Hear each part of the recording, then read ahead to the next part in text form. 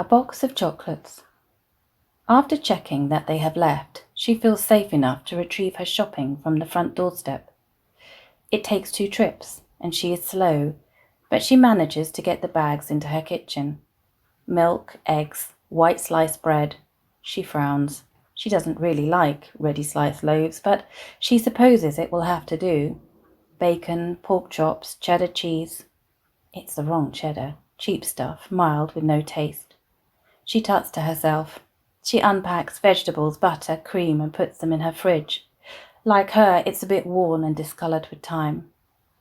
But at the bottom of one of the bags she finds a surprise. Attached to it is a short note with her name and a message in spidery scrawl saying, "Enjoy."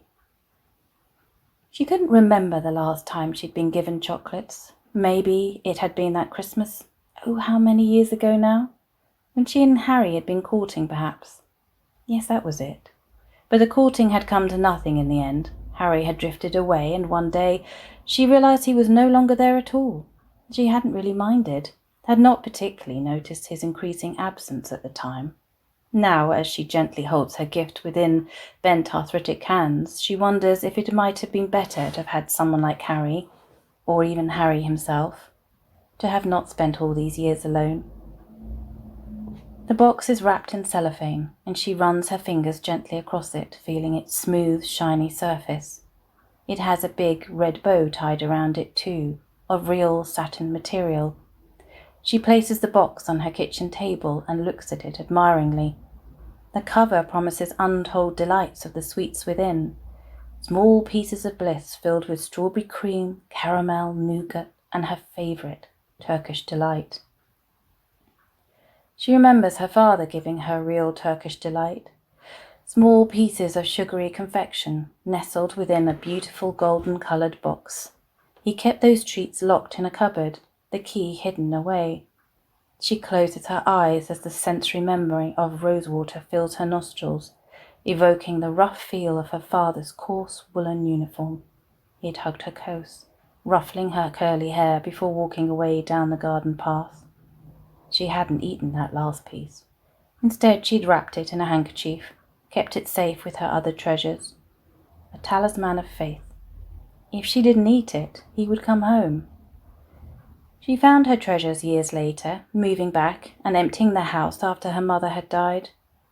A dusty collection of rubbish, shells from a family trip to the beach, a magpie's feather, a piece of sharp flint.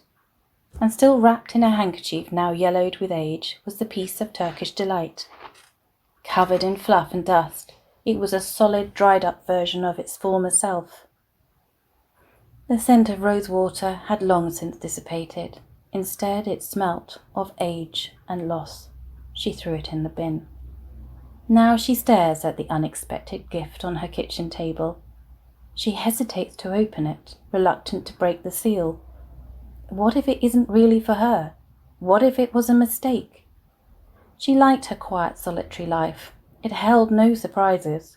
She had floated calmly through her days, unflappable and self-possessed. That's what people used to say about her. She was unexcitable. Yes, that's what she was. She frowns, though, unable to shake away mutinous thought. She thinks, I am monotonous, lackluster. I am unexciting. I am lonely. She feels unsettled, restless and distracted, itchy like she wants to scratch her old skin off and find new, fresh skin underneath. Unable to sit still any longer, she stands at the window, gazing into the deserted, cobbled street. Although only early evening on this balmy April day, there is no one there. No one passes by on the way to the pub or restaurants. No groups of tourists taking in the quaint old town. No one at all. She finds she misses the noise and bustle. The quiet is, perhaps, too quiet. She draws the curtains shut with a decisive snap, but she thinks, she is content, she is safe, she has everything she needs. What more can a person want? She picks the box up and puts it carefully in the drawer of her kitchen dresser, turning the key. There. Now it is safe.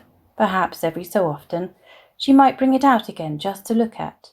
a little bit of indulgence, a treat for herself. She will admire the red bow, the unwrapped cellophane, and the pictures of the sweet chocolate delights within. Perhaps she'll eat one next time, or perhaps not. But for now she will keep it locked away and protected, her box of treasures.